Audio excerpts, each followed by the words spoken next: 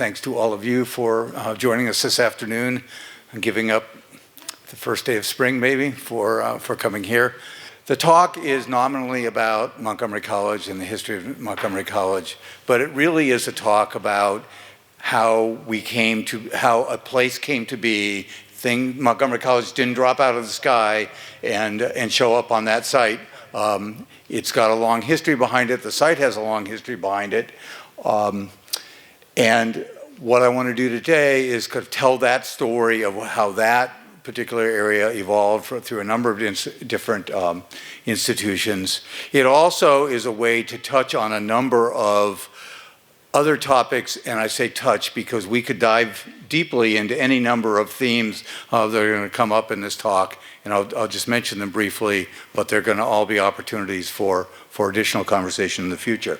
So Montgomery College in initially Takoma Park, now Takoma Park in Silver Spring. So where are we? Just to help get a sense of place. So here's Montgomery County. We're down here, as you undoubtedly know, in the far southeastern corner of Montgomery County, more particularly right here. It's a little edge of Takoma Park sticking up, and here's our campus today. This line, this solid line here being the city boundary, and this red line here being the state line between Maryland and the District of Columbia. So today, a campus that's not just in the city of Takoma Park, but also in Silver Spring. As Jennifer mentioned, we want to go back in time a little bit to talk about why does the land look the way it looks around here and what's going on with that site in particular. So, as you may know, the Mid-Atlantic is characterized by these three zones of the Appalachian Mountains, the Piedmont Plateau, and then the coastal plain. And characteristic of that is this, what's called the fall line or the fall zone, where the Piedmont ends and the coastal plain begins. This diagram is exaggerated. It doesn't look nearly, it's way not to scale, but it's very typical of all along the Mid-Atlantic, and we sit right on that. Slide on the left, so that's, you can't probably make out the city names, but that's all the Mid-Atlantic cities, starting with Philadelphia and working all the way down into Georgia. So the edge of the Appalachian Mountains, we're Washington, D.C., we're Richmond, all those cities right along that fall line. You can see a little more specifically here coming down through Maryland, and here we are right here as the fall line or the fall zone crosses in Takoma Park. If any of you have been up in Burnt Mills, where Northwest Branch crosses, you will see a very dramatic example of the fall line there. If you go around here, anybody who's tried to ride a bicycle in Takoma Park will know it's not flat. It's all these hills and valleys, which are the product of that fall zone where the land transitions. If you go further to the east into the other side of Flower Avenue, for example, up into Langley Park, it gets flat. If you go north of here up into Silver Spring, it gets flat. But here we're right smack on that edge, and that's going to make a difference for why Takoma Park is here. So let me touch briefly on indigenous peoples. This is, again, one of those things where it could be a whole nother talk. I just wanted to mention, before European settlement, obviously, there were other peoples here. They were here for a long time, from the end of the last ice age. There was, like any populations, there was a lot of coming and going. There was a lot of one group on top and then the other group on top and so on. So it depends on where they were and who they were, depends a lot on what time frame you're talking about. The key point here is that all of the peoples lived along the rivers, on the flat area where there was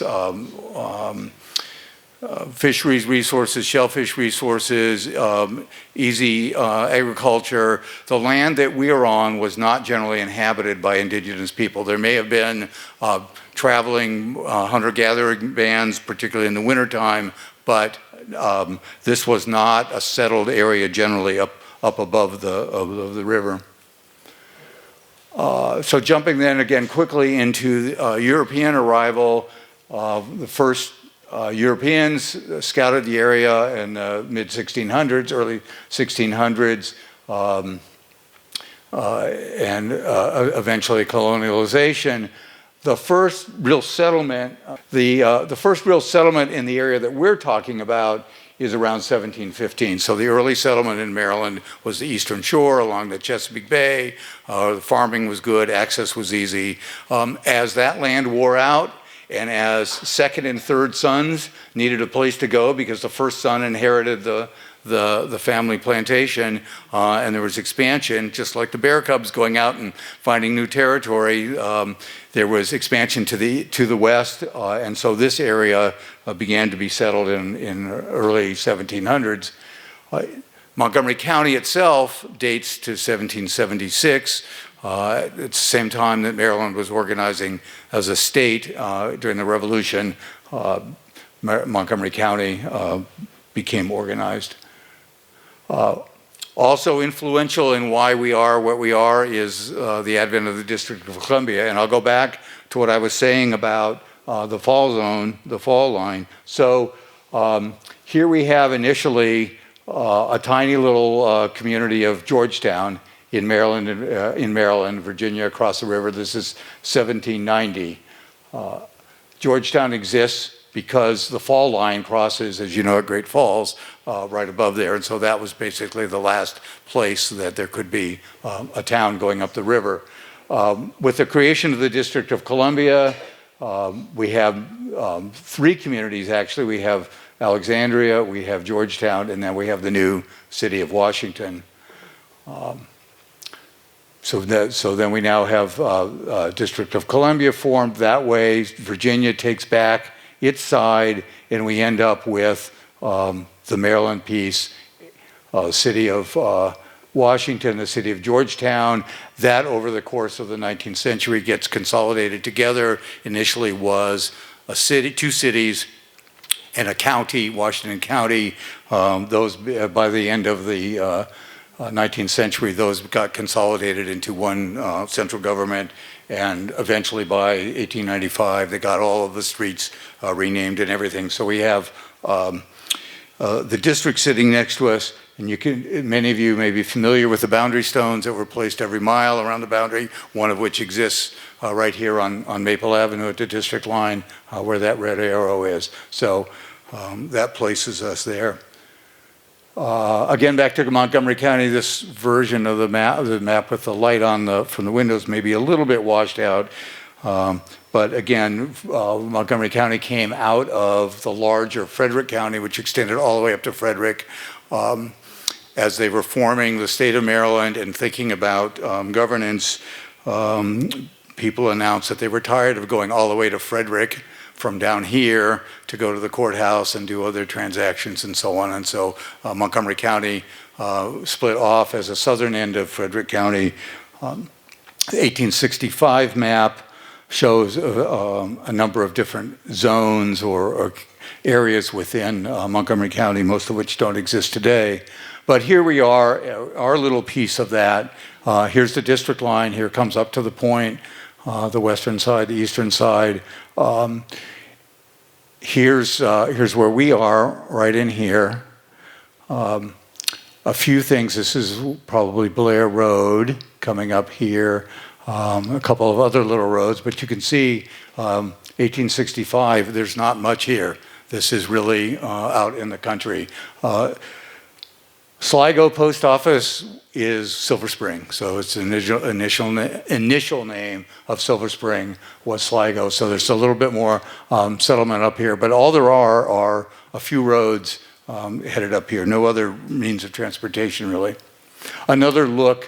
This is a Civil War map that talks about the area, and again, so puts it in the larger context where we are. But if we look at this point again.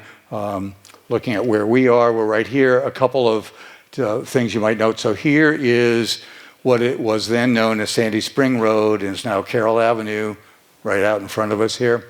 So that's one of the very early roads. This is sort of where the metro is. If you're familiar with the metro, there's an undergrounded stream that goes under the metro parking lot, across Eastern Avenue, down a ravine, eventually getting down to Philadelphia Avenue. There's also an undergrounded stream under Philadelphia Avenue, comes down, meets where the city building is, and eventually flows again underground out to Sligo Creek. That's what we're seeing here. So that's that stream under Philadelphia Avenue. This is the stream from the west side coming down and going out to Sligo. Point out also where we're on this map that there's not much vegetation here. So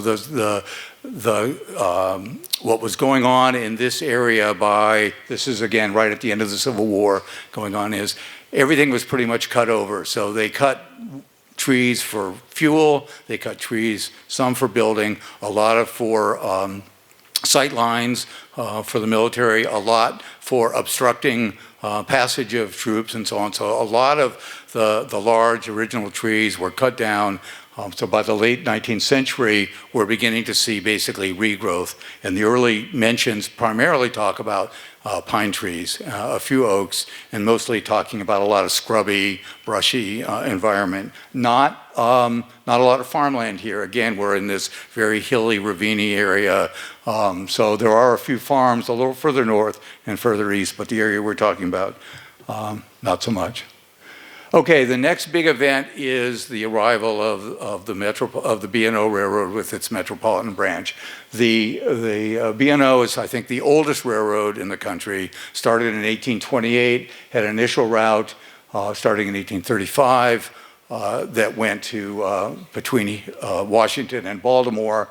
After this end of the Civil War, construction began on what is called the metropolitan branch. And by 1873, that opens. So that now connects Washington up along the river and further up to Point of Rocks, where it picks up the, where it picks up the railroad coming from Baltimore and further out west. So this becomes a really important piece for the development of this area. We now have a rail line. You saw in the earlier maps just a handful of roads, carriage roads, trails maybe. Now we have a rail line that comes from downtown Washington right through here and on out to Montgomery County. This map, so this is that line behind me on the wall. Here is this map, which you can come up and look at later in greater detail, but it shows this route going from downtown Washington through DC into Maryland and out into Montgomery County, now allowing people to live easier, produce from the farms to get down to Washington, doesn't have to go on the roads and so on. So it's a major drive for settlement and development. So then comes along Benjamin Franklin Gilbert. 1883, he purchases about 100 acres that are centered essentially on where the metro station is now. We'll look at a map in a second. Some of it's in Washington, some of it's in Maryland, about maybe 60-40 split or so.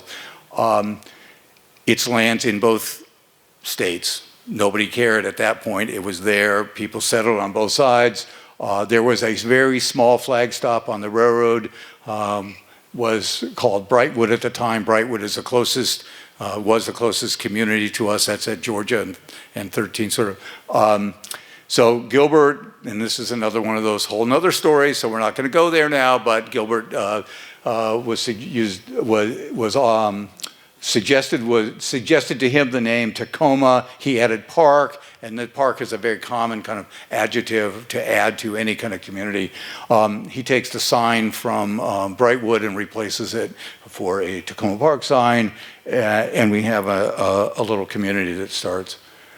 So here's that map. This is the area for the land that he bought. The red line is the state line. The blue line is what he bought.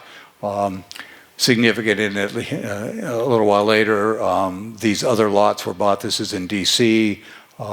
When you go on the House and Garden tour in May, you will see some of this area and maybe a little bit of this area as well. But for the initial settlement, it was right here in the blue. This is what the subdivision map looks like. I caution that these are lines on a map. Okay, there's nothing there except for Sandy Spring Road, now Carroll Avenue. So all of that, this is a blank canvas for Gilbert to lay out his streets, lay out his lots, start selling properties, building houses and selling them. Again, the red line is the state line, this line here being the railroad coming up Carroll Avenue going out. So that's the beginning of Takoma Park. He then, over the next handful of years, buys many properties. I mentioned some that were from that Grammar Farm, the land that's down on the other side here, down towards Elm and so on, land further to the east along Sligo Creek. A number of properties were purchased over several years in the late 1880s. Again, a heavy promotion.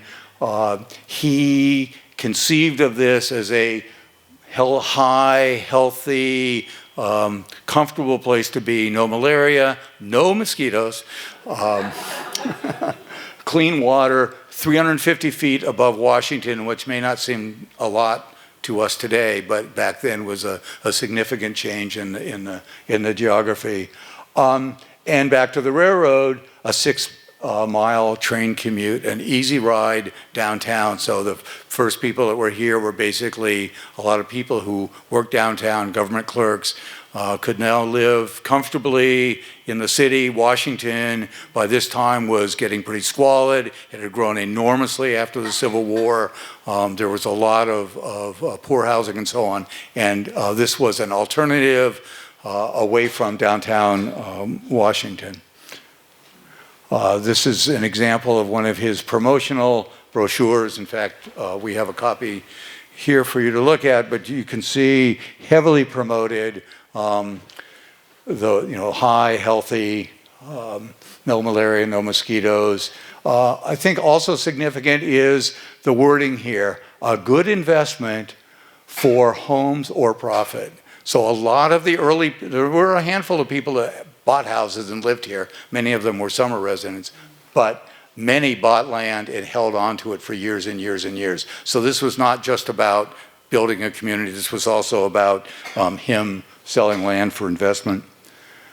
So over the next several years, the town continues to grow. In 1890, the state charters it as one of the very few actual incorporated towns in the state of Maryland. Takoma Water ad, the spring down at Elm and Poplar was a very active, vibrant spring. Again, another story for another time, but it was bottled and sold in drugstores around Washington and widely advertised and promoted.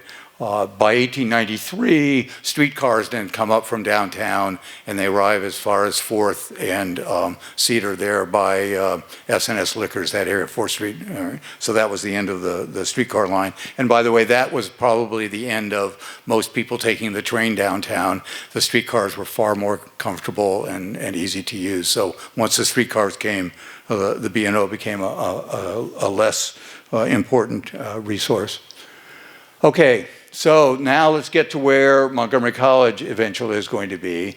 In 1890, Gilbert creates a company. All the past work was done as him trading as himself. He creates a company called the Takoma Park Loan and Trust Company.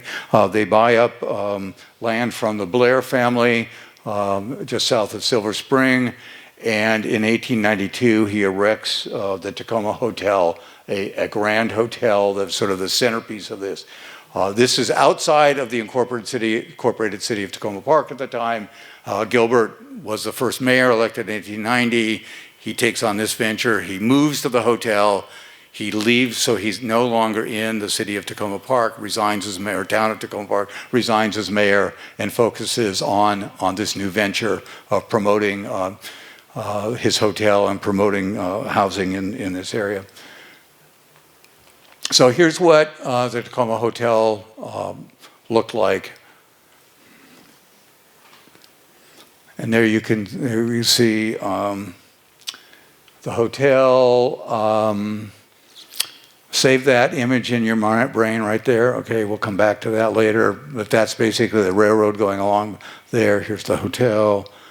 Again, the front porch. Some of these pictures aren't the greatest pictures in the world, but they're what we have in our archives. Interior shots. A lot of people came from Washington to summer, as they would summer in New York or other places. They would summer in Takoma Park, and then they would go back to their houses in downtown Washington. Some stayed here and lived here while their houses were being built. So it was a major social center as well. A couple features. So there was a small railroad platform here. So this is Takoma Avenue coming. You were looking, if you go down here, you're looking at where Piney Branch Road would be today. This is the railroad going down. A small little flag stop here. Here's what it looked like in a little more detail of the station there, train coming up. And this is actually last week. So this is what it looks like today. One of the things just to remember is this is two lines of the rail. When the metro was built in the early 70s, that whole roadbed was expanded to twice what it is to put the metro down the middle of it. So sometimes when we're looking at things along the railroad, they aren't quite where they used to be because there's a lot more space taken up by the railroad now. Okay, so there's the big hotel. Looking, I'm assuming this is basically taken from where that little train platform was. Looking around, and you can see there's not a lot around it. There's a hotel sitting there and a handful of trees, and that's about it. Unfortunately, Gilbert's ride ended pretty quickly. He was pretty, he bought all this land. He had a small electrical plant by the train station. He had all kinds of stuff going on. He was heavily mortgaged, and with the financial panic of 1893, 1894, his world collapsed. His properties were sold, mortgages foreclosed, not just in the North Takoma area, but throughout wherever he still held land around Takoma Park. Someone else took over managing the Hotel Takoma for a very short period of time, but basically it sat empty for a number of years. You can see here's the legal notice in the newspaper, May of 1894, about the foreclosing on the mortgage. That provided an opportunity for the next use of that space, and that is the Bliss Electrical School. So Louis Bliss started this in downtown Washington in 1893, and then here was an opportunity a few years later to basically buy a facility and move his school up here. And again, remember, we're close to downtown Washington. We've got a little train stop there. We've got a big building that's already sitting there. It was ideal. So here we are in July of 1908. Newspaper made the newspaper. The school buys the facility. You can see it's the same building. That hotel is there. In September, again, newspaper coverage. The school opens with speech making up in say September. So here again, here's a couple of pictures. Somebody's labeled a Bliss Electrical School in two places. Again, that magnificent building. November, 2 months later, place burns down. So here we are, November 6th, so the day before, November 5th. Fire destroys the Bliss Electrical School. A number of news articles about this. Note this wording here, 200 students escape in night clothes. Remember that, they're escaping in their night clothes. All right. So here's some pictures we have here in our archives of the demise of the Bliss Electrical School. And you probably can't see it very well on this screen and on this light. But those 200 students that escaped in their night clothes the next morning are standing fully dressed coats and ties, hats. I don't know how they got dressed from their night clothes into that, but the next morning, there they are, out of their night clothes and posing in front of the burn. I mean, it might have been a day or two later. We don't know exactly when these were taken. But anyway, the building's destroyed 2 months after the school opens. So the community responds. The Takoma Presbyterian Church exists at that point. They offer some places for classes to be held. People take students into their houses. But one of the places that was principally used was Takoma Hall. Takoma Hall was a large building that sat essentially where the bus bays are now as you go to the metro station, as you pull in sort of across from where the Forever project is being built on the with that new development down there. But there was a building, Takoma Hall, used for many purposes. The Bliss Electrical School was there. Another little thing I'll mention, you'll see that this sits at grade level. A few years later, the city of Washington, for safety reasons, created what they call the underpass and dug that out. And so later pictures of Takoma Hall will show a 2-story building or maybe a 3-story building, this being the 2nd story here and a basement level at grade at that point as it was done. Anyway, so the community responds, houses the Bliss Electrical School. 7 months later, they've got a new school. Who can build a building in 7 months? What was the public review process? Where was all the planning? Where was all the, et cetera, the bids on the, okay.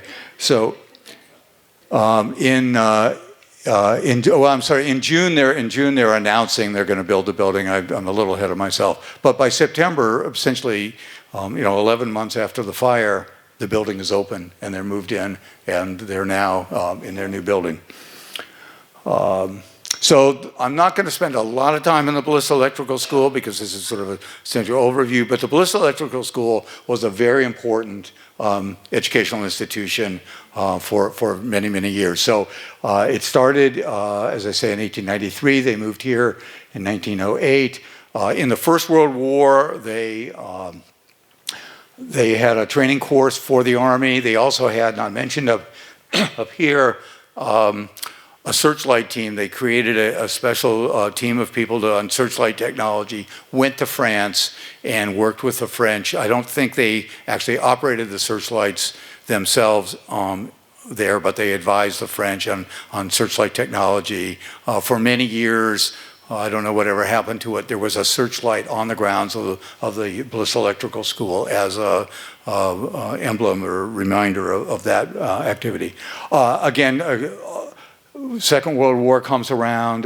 The Navy puts a lot of people through the school. It was a big deal for the Navy to have this electrical school right here. And I'll point out that that early map I showed, it was sort of where the school started at the southern end of that big block. Over time, more and more buildings were built, and they eventually filled out that space that was bound by Chicago on the north and Tacoma on the south. So it becomes a major institution. Louis Bliss lived across the street. It's still a big house with big, sort of tall white columns. This is a number of pictures here from our archives about what the school looked like. These aren't dated, so there's probably over a period of time. At some point, the hotel burned. So they started with, this is the building that we saw the newspaper article about. So that was their main building. But then they built a number of other buildings. They built dining halls, and they built dormitories and labs, formal garden. Where's my pointer? Formal gardens here. They had engineering labs, so they were, again, more buildings that were on that campus of various sorts. And some pictures of the students in the labs, doing the testing, doing the experiments, doing the learning. Again, these mostly from our archives. There's a a picture from the National Archives also there as well. And the Navy Department recognized the work of the school in the Second World War. So there's Dr. Bliss in the middle here receiving an award, this plaque. I'm not sure where it exists now. It probably exists someplace, but it was on the buildings for many years. Okay, so the Bliss Electrical School exists through the 40s and into the early 1950s. At the same time, Second World War is over. We have the GI Bill. We have a whole bunch of new energy going into soldiers coming back from the war, educating people. In that time frame, Montgomery College establishes, or Montgomery County establishes Montgomery Junior College. So 1946, it starts as a night school using the Bethesda Chevy Chase High School building in the evening with a handful of students. In 1950, Bliss's health is in poor shape. The school is starting to decline. He sells the campus to Montgomery College or Montgomery County for $350,000 and absorbs the electrical program. And I think if you were, and I'm not an expert on curriculum at Montgomery College, but I think the electrical curriculum is still an important part of the core curriculum there as a sort of technical school. So they absorbed all of that. Important to note that in 1950, when this took place, Montgomery Junior College was a segregated institution. So it started on the campus there, Takoma Park, with 500 white students. There was a companion black junior college in Rockville. Just 19 students were able to enroll there with a combination of transportation problems. It was easy to get to Takoma Park. You're right there on the rail line and so on. You're right in the middle of nowhere at that point in Rockville. There were financial issues and so on. So not a lot of opportunity for African American students at that point. By the mid-50s, the junior college begins accepting black students, and eventually by 1960, they merge into one institution. So this is a publication from the junior college, probably in the sort of mid-50s, and talks about what they are, incorporated in 1946. This doesn't want to, well, you can read the sort of all of its accreditations and so on. And then a series of pictures, promotional pictures of Montgomery Junior College, which looks a lot like the Bliss Electrical School at this point. So we see the same, the same administration building down there. We see the same sports facilities, surrounding buildings and so on. And then in their promotional brochure with these postcards, they're promoting their lovely campus, which is essentially all of the buildings that were built there over the prior decades by the Bliss Electrical School. So all familiar buildings, the formal garden. So then we move from the Montgomery Junior College to Montgomery College. So in 1969, junior colleges were out of favor and were recognizing community colleges as opposed to junior colleges. Montgomery Junior College is renamed Montgomery College.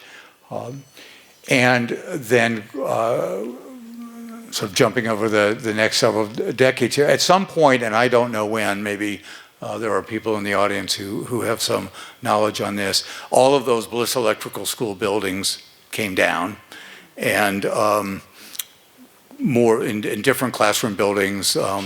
The science building and the planetarium, which no longer exist because they've been replaced by a new version in the last few years. Other classroom buildings were built over a period of time.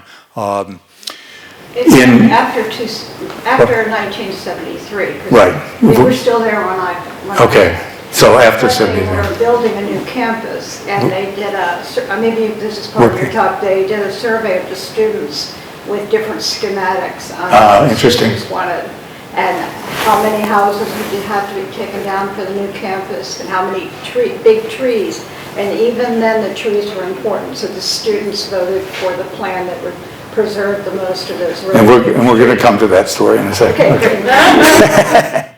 So just quickly, so what's happened over Montgomery College over the last few decades then, as you just heard, they did some campus expansion in the 1970s, but really the big change in our experience is starting in 2004, moving into Silver Spring. So they built the Health Sciences Center on the other side of the railroad tracks. Many of you may remember there used to be a giant bakery sitting along Burlington Avenue there. You could probably smell the baking here from that. They built the Arts Center there at the corner of Georgia and so on. In 2005, recognizing they were now outside of Takoma Park, it's no longer the Takoma Park campus, it's the Takoma Park Silver Spring campus. I'll also mention that if you remember in I think the early 2000s, they realigned the road along the railroad tracks there and moved it over. So there used to be some light industrial buildings between the railroad track and the road, which are gone now. So in that period of time, beginning in 2009, we got additional buildings, as I mentioned, the parking garage, the common, and most lately the new Leggett Science Building. But it wasn't all roses, as Jennifer alluded to, and it was just mentioned. So in 1971, there was a major proposal to expand the campus. So let's just take a look back to the subdivision map for a second. So subdivisions exist of a subdivision and then blocks, and within those blocks are lots, and that's how property is described: subdivision, block, and lot. So we're talking, so this is block 70 here. The original hotel and original campus was here at the southern end. They grew, the Bliss Electrical School grew to this entire area. Across York Avenue here is a residential area. Here's Takoma, where below Takoma is where Bell Ziegler Park is now. This is the road along the railroad track. Okay, so come early 70s, there's a massive plan for expanding the campus not north into Silver Spring, but east into Takoma Park residential area. This was a knockdown, drag-out fight. It's one of the seminal fights of Takoma Park for why we are where we are today. This is the early 70s. Historic Takoma sort of grew out of this and a number of other issues. Many of the founders of Historic Takoma in 1979 came out of experiences including Jennifer's mother, Ellen. So there were many, there were different designs, there were discussions in the community, the city, or the college started buying properties. I think they were interested in eminent domain at some point on other properties. You can see, it's a little blurry on here, but here's the build out. So here's block 70 down here, and their intention was to take all of block 79, this top piece being Philadelphia Avenue there. So this is the railroad track, Philadelphia. So they wanted to have Chicago on this side, Tacoma on this side, and then a campus on both of those blocks there. Lots of protests, people standing in front of bulldozers, public hearings, went on for literally years, from starting in the early 70s until the late 70s. Newspaper coverage in the Washington Post, flyers, public hearings, lots of community angst and opposition to this. This Excalibur newspaper is the Montgomery College student newspaper, interviewing a lot of people and talking about what's going on. By the way, anybody know who Robin Ficker is? Robin Ficker was the lead attorney on fighting, I mean, and he's a bulldog.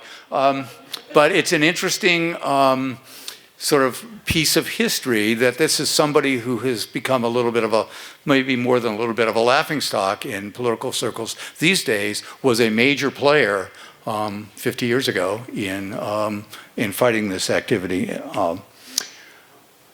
So by 1980, people had mobilized, again, some of the founders of Historic Tacoma and others, to start creating historic districts, to start educating people about the importance of architecture and historic preservation and preserving these buildings rather than tearing them down. So there began to be historic designations, which was going to make it harder to, not impossible, but a lot harder to do this. But probably more importantly, the college leadership changed in that period of time, and probably cooler heads prevailed at that point too. I'll get to this thing. So, yeah. One point here. Yeah. A huge change in the college was the opening of Rockville.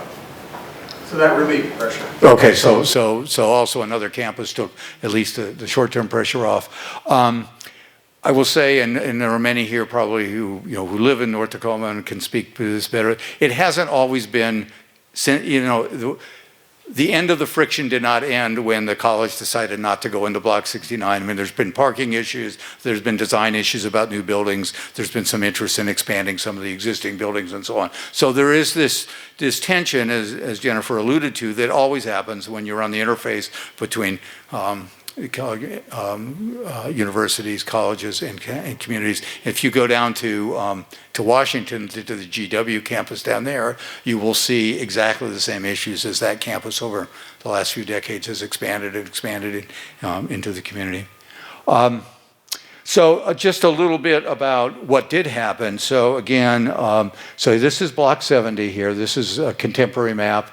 What's going on. So this is, all of these buildings are here in Block 70. The properties with dates are the properties that are owned by the college. So they ended up buying basically this strip along Chicago Avenue, this piece here and this piece here, and there are buildings on each one of these.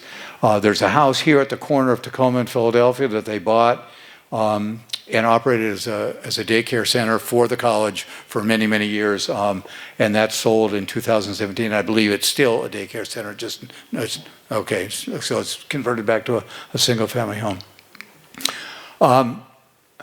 So as I finish, I want to talk about three things that are on the periphery of Montgomery College that also kind of define that area. First of all is the Tacoma Silver Spring High School. We'll talk a little bit about the park and then the bridge. So Tacoma Silver Spring High School, again to orient you, here's Tacoma Avenue, here's Philadelphia Avenue, here's Chicago Avenue. Here, this is a 1930 map, is the Tacoma Silver Spring High School. There's a picture of it, of what it looked like. The Board of Education first bought that in 1924, 1926. Again, who builds a school in 1 year? In 1925, they've opened to 86 students with 5 teachers. It eventually expands to a junior high school 3 years later, and eventually included multiple grades, not just the junior high and senior high. Clearly was getting crowded, overgrown. Additional buildings were built besides that, the one I showed you there. But by 1935, a new school was open, and this is what I guess all us old folks call the old Blair. So, so Blair High School opened at the corner of Dale and Wayne. The grades 10, 11, 12 moved there. Then the site became the Silver Spring Intermediate School. The word Tacoma was dropped from that. And I have to say, though I've been here in this period of time, I don't really remember that building. Some of those buildings existed into the early 1980s. I think there was a gym there for a while that the Tacoma Park City Recreation Department used. It wasn't until That private school, there was a private. there may have also been a school there. It closed not too long ago. So but it took until 2018 before the Board of Education transferred that property formally over to Capital Park and Planning. And as you know, in the last few years, they did a major renovation of that site. So today, it's essentially new park, large park with all kinds of facilities. So that sat on one side of the site we've been talking about. There's still when you can go to the park, and there is still actually a step from the nice steps that led up to the front of the school. Oh, cool. It's not out left inside the park. So on the south side of where we've been talking about is a park.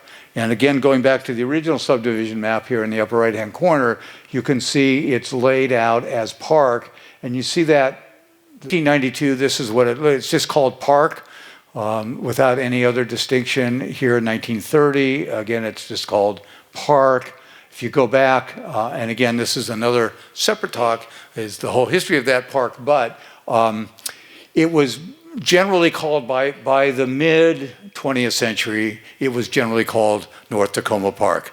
It's referred to in different ways in council minutes and records. There also was the land now is generally flat, it's a soccer field on one side of it. It apparently did not, and it rises above Buffalo Avenue. I believe initially it sloped down to Buffalo Avenue, and there was a big controversy, again, 60, 70 years ago, about reshaping that area, filling it in, leveling it out, cutting trees, which people opposed to, et cetera. And so the configuration of the park today is somewhat different than the original configuration. In 1966, in the 60s, the city of Tacoma Park had a very strong sister city relationship with Jackie Brazil. Students went back and forth. There's a lot of things. And so the park was named after that sister city in 1966. And then in 2010, the city renamed it in honor of Bill Ziegler, who many of you know is a longtime recreation director for the city. Somehow I once took a picture of the Jackie Park sign because it no longer exists. And I think when the city went in and renamed it, they just trashed the sign, unfortunately. But we do have one picture of it. And today, you recognize the Bell Ziegler Park with the azaleas. So that has always been there from day one with Gilbert subdivision through all of the changes that were happening. Finally, I want to talk about the Juniper Street Bridge. So again, starting with 1892, here's the subdivision map, and here's a bridge going across the railroad tracks. Okay. In 1948, this real estate map shows, so this doesn't show it connecting to anything because of interest is the larger subdivision. Here's a real estate map showing a larger area in 1948, bridge over, this is Blair Road coming down like this, actually coming down like this, and this is Juniper Street heading up to Georgia there, and there is a small bridge here. Again, we have the park, we have this, these little pieces of land here, which were at the time managed by the city as azalea gardens and other gardens. So in 1948, today, there's nothing there. So what's the story? So I'll take you back to that picture I asked you to remember. So here in this picture of the hotel, we can see the bridge in the background there. That, to my knowledge, that's the only picture that exists of the Juniper Street Bridge. And it has a little kid with a straw boater. That has it too. Isn't that okay. These two big, these, right. But we get it sort of in the background on other pictures, and there's nobody went out and took a picture of a bridge. So it was a small vehicle bridge. It's unclear, was it built when Gilbert created a subdivision, did it already exist as a transportation route across the railroad tracks? When the Blairs owned that land, not clear. It's not clear who built it, when they built it, who owned that bridge. But what is, and every now and then you see in records somebody complaining to the city about how it's not very well maintained, or it's a vehicle bridge and there's not safe pedestrian passage because it's very narrow, there's no place for people to walk. But the real issue becomes the arrival of the metro. And as I pointed out earlier, the track bed is now twice as wide as it was before. So down comes the bridge, so that they can widen the track bed and put the metro in. WMATA builds a temporary pedestrian bridge across that same location, spanning the new wider road bed. But their plan is to have a big vehicle bridge to go across as a feeder from Georgia Avenue into Takoma Park. And as we all know, Burlington Avenue isn't really a great way to get into Silver Spring, but it's the best there is. And so they were looking at, having a different kind of access into Takoma Park. That did not sit well with the locals. So there was an enormous amount of resistance to this. Again, it's not as well known as the opposition to the freeway and the mustard sheet and the expansion into Block 69, but it was a major event in the early 1970s. And so initially, the city very vehemently and the citizens who spoke opposed a vehicle bridge. They wanted a pedestrian bridge. They did not want a vehicle bridge.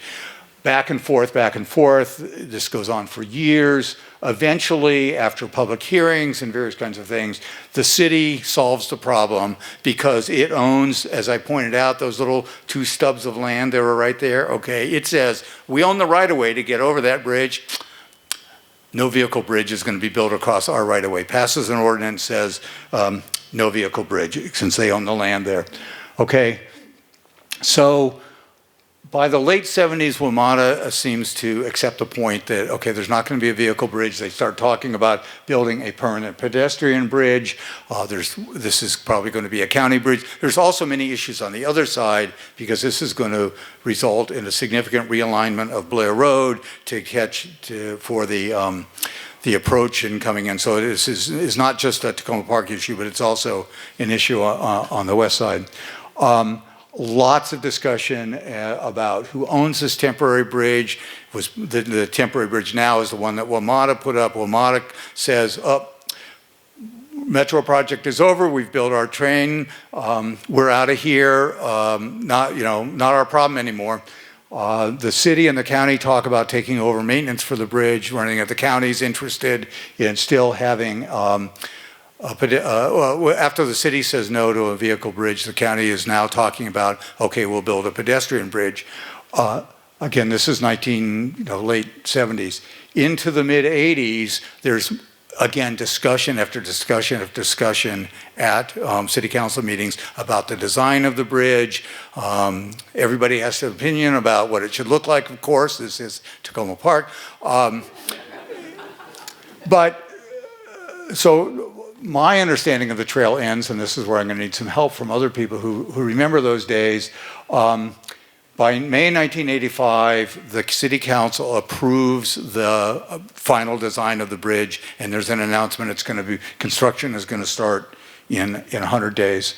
The last public record I find is that in January, somebody gets up at citizen comment at council meeting and says, where's the bridge? They were supposed to start this a long time ago. What's going on with it? End of conversation as far as I can find in current records of the council and so on. So I know many of you have been in the area for a long time. I was in the area in that time. I frankly don't remember seeing that bridge or remembering when it came down sometime in 86 or 87. But when we get to the end here, well, maybe there's some other ideas. So if you go over there now, you will see, if you're on the east side across from the Leggett building, you will see this retaining wall along the bike path here, and there's the bridge abutment up there. If you go on the other side of that bridge abutment by the railroad track, you will see the old remnants of it. There's that approach going up there, and then on the west side over by Jessup Blair Park, not a very clear photograph, but in that little piece of land there, there's the abutment on the west side. So the old pieces of that bridge are there. And then today we have this pedestrian bridge as part of the expansion of Montgomery College into Silver Spring. And there are explicit mentions in the project plans for the expansion of the campus that this replaces the Juniper Street Bridge. So in the planners' minds, there was always a need to get, across the railroad tracks, and that finally was accomplished, at least for pedestrians, by this. So that brings us to today, and I want to thank all of you for being here. I will say again, emphasize Jennifer's point, we do this all on our own. Most of this stuff came from what we have here in our archives. So I appreciate everybody coming here, and I'm pleased to answer any questions or hear any comment and feedback. We do have some microphones so that we can try to capture this on the any Q&A on the on there. So there's a couple of that.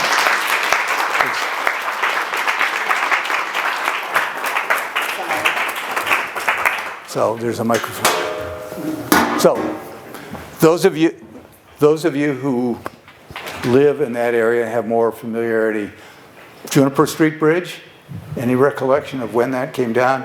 Can you take the thanks. Oh, okay. Okay, if you want to do that. Yeah, I think it was the mid-'80s that what remained of it came down. Mid to maybe late. I think it was late. Yeah, I know we have a neighbor who remembers driving over it. She said she did a lot of her shopping on George Avenue. There was a shopping center with Rodman's, right. And she remembered, she moved in the early 70s, and she said, yeah, you drove over the Juniper Street Bridge and you did your shopping at Rodman's, came back over to TAKOMA Park, so she had that memory. Interesting. What I remember is the pedestrian bridge, which you could walk over really easily. What was left of the bridge, or I'm a little confused by. So I think Metro, when they were building the Metro Rail, they put in what they considered to be a temporary pedestrian bridge, with the expectation that they were going to build part of the Metro. The larger plan was to put a vehicle bridge in there. And so when the city ended up saying no, Metro said, okay, then we'll take that off our plans and we'll just walk away. Yeah, what I remember is that at the time that it came down, it probably had more to do with the actual weakness of the structure. But I remember that there were people who were concerned. It wasn't something I ran into personally, but that it was an avenue for crime. That there were people who were coming from George Avenue and south and into TAKOMA Park and hanging out in Jetty Park. And I think that may have, regardless of whether that was real or an unreal figure, not an attractive one. It was racial. That was, yeah, there might have been some of that, but there was certainly a certain fear about it. And then suddenly it was gone, and I didn't even know it was going. It's sad. Great job, Jim. Thank you very much. Really informative. Two questions. The first one, did the streetcar run adjacent to the B&O line? No, the streetcar came up 13th, I think, came down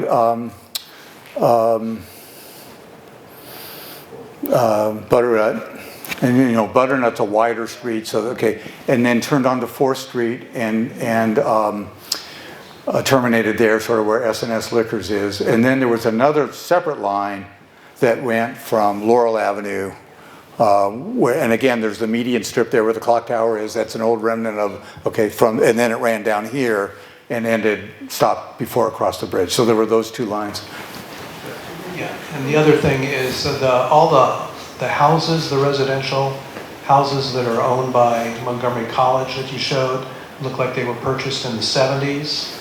And are those now owner-occupied? Are those being carried out with school activities? Or? So the houses were taken down and there's classroom buildings there now. So if you walk and I encourage everybody to do this. It's sort of out of the mainstream of most of us in Tacoma Park, but it's a nice walk through North Tacoma. So along Chicago Avenue now, there are 2, maybe 3 classroom buildings and plazas and stuff. So the only house that I know of that Montgomery College kept and then later sold is that house that's at the corner of Philadelphia and Tacoma. But all the rest of them, they demolished the houses and they put up classroom buildings instead. They own Fenton, the house owned Fenton in Tacoma. They own that, and then they gave up trying to refurbish it and sold it. Oh, okay. So that's probably. All right, so I didn't look that far north, but I yeah, thought there were a okay. lot of, professors and college administrators that had houses over there. Would those would be owner occupied and not owned by the college? Yeah, the only thing that the college bought were those properties along Chicago and then a couple of other ones. And remember, if you look at those dates, they were 71, 72 primarily, so they bought those right at the beginning of this expansion plan. And this was not the expansion was not universally opposed. If you read the transcripts of the public hearings, there were a number of people who said, sure, buy my house, I'm happy to sell you my house, I have no problem with this. So it was not a universal opposition to it. So there were a number of people who were willing sellers who sold their houses, and the college, put up structures there. So, In the early 2000s. We have a question in the back. Okay. Jim Hansreimer. I live at New York and Tacoma, and appreciate the history very much. I've always had a question about, there's a house on Tacoma Avenue in between New York and the park, and whether it wasn't like the university president or, the Bliss Electrical School. That was Louis Bliss's. You're talking about the big house, Yeah, I think you might have portico. Yeah, that was Louis Bliss's house. That was Louis Bliss's house. Yeah. So when he ran the school, owned the school, he lived there across the street from the campus. Yeah. Thank you.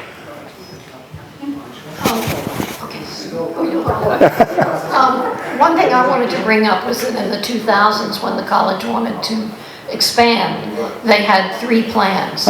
One was to stay and rehab the current campus, but the other 2 were to move it off campus. And the plan that I remember most distinctly was to build it where the Canada Dry plant is, and put the whole campus there.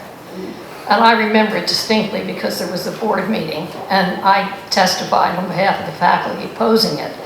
But it was really terrible because they, in a way, I think they really weren't serious about it, but they were using it to twist people's arms, but let us expand here, because if we move to the bottling plant, then we're going to do whatever with the campus. It could be anything, it could be low-cost housing, it could be, and scared everybody. Oh, interesting. But of course, I was teaching there at the time, so I had a selfish motive. I was teaching art. We had the art building, and we didn't know if it would even transfer to the other campus. Right. And also, it was a very bucolic setting. We had a lot of students from all over. We had a lot of students from DC, and it was a very peaceful, wonderful thing.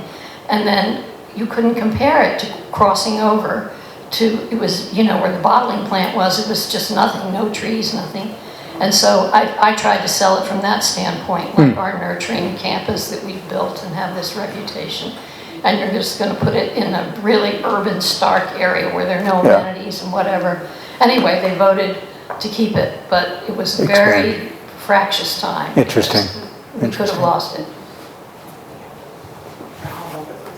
Hi, I'm Ronald Nunn. I teach at Montgomery College right now in the Leggett building. But I was wondering if the Charlene P. Nunley building, which is the one that connects the walking bridge, is that where the Bliss building was? I'm sorry. Oh no, the Bliss building is where the original hotel, and then the Bliss School is where the Leggett building is now. At that, and in fact, still you see the sidewalk still makes that big turn around Tacoma Avenue onto what's now Fenton Street. Is that so if you remember the pictures, you're looking on the porch of the hotel, and you're looking out sort of down the railroad across the track. So that was that view facing out of the hotel, and so things expanded from that sort of corner around. Thank you.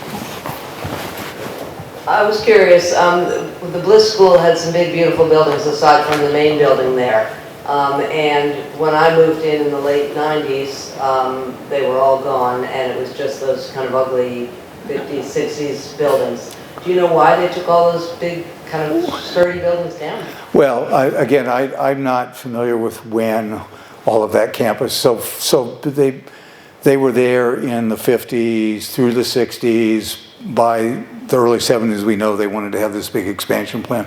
I'm assuming that some of those buildings, the building that preceded where the planetarium was, preceded the Leggett building where the original Bliss building was, that was probably built maybe in the 60s. I'm going to guess. I don't know for sure. So I assume those buildings generally came down in that time period. I don't know. We see these pictures of them. Who knows what condition those buildings were in, and who knows whether they met the needs of the school at the time. They didn't meet the codes for Montgomery County Schools. Once the Board of Education got involved, everything had to be. So now we had a higher standard. The aisles were very narrow. Fire department wouldn't approve it. No one would approve it. So Right. they did look at it, but it would have cost a.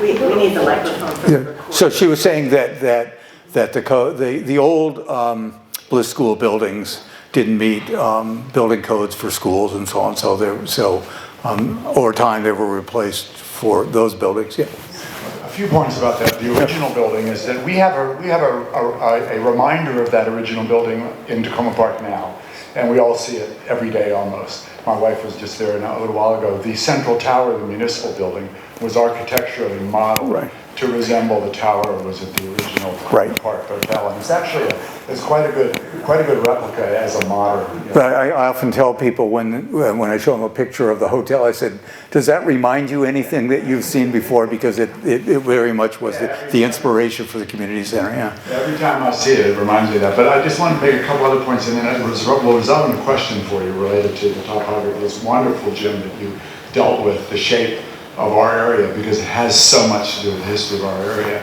And interestingly, the reality is that there was some farming around Georgia Avenue. The Blairs were very interested in that land, and Francis Blair bought the tract that now has the college all the way to Buffalo Avenue around 1841 or so. And the parts that are where the streams descend, and there's a bunch of them, are where people who owned farms along Georgia and along Colesville had woodlots because they were difficult to farm. And I have a property map that shows that where my wife and I live in New York and Baltimore was part of Joel Simpson's woodlot.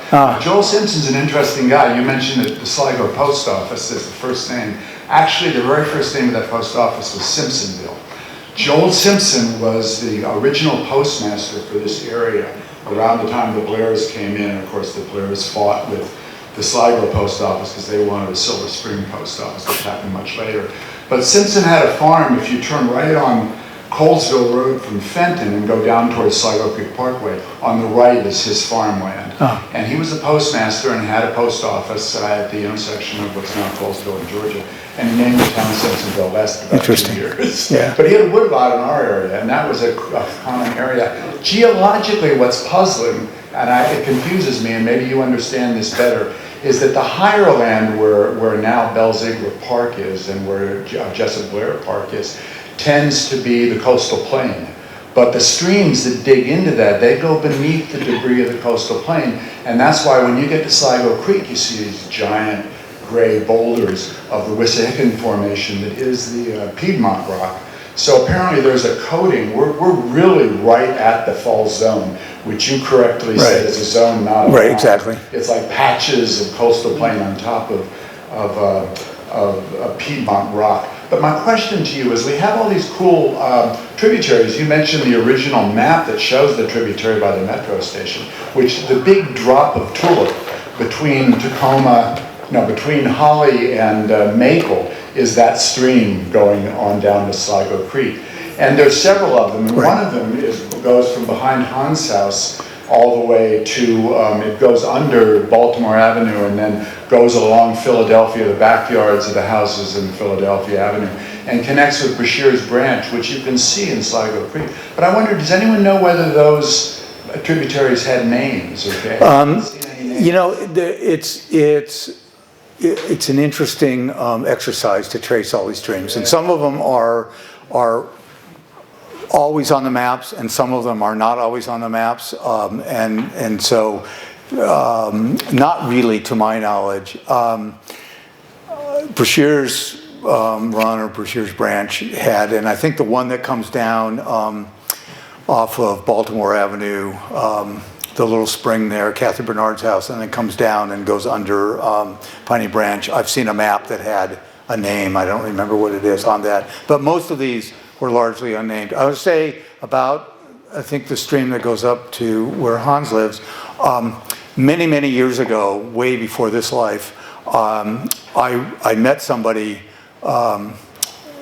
it was out in Wyoming someplace, and he said, "Where are you from?" And I talked to him to Tacoma Park, and he said, "Oh, he grew up, he would have been probably 10 or 20 years older than me at that time, so I don't know." Anyway, he said he grew up there along Maple Avenue where some of the garden apartments are, along where some of those streets come down across the city building, not sure which one. But at that point, Brashear's Run was still open between Philadelphia and the creek. That didn't finish getting covered over until the early 60s. And so he remembered growing up in the late 60s when all of that water was coming down from under Philadelphia and ended in a big, culvert, which apparently was unprotected. And he said he and his friends would walk up that pipe underfoot, and they could come out. He said they came out at Chicago Avenue.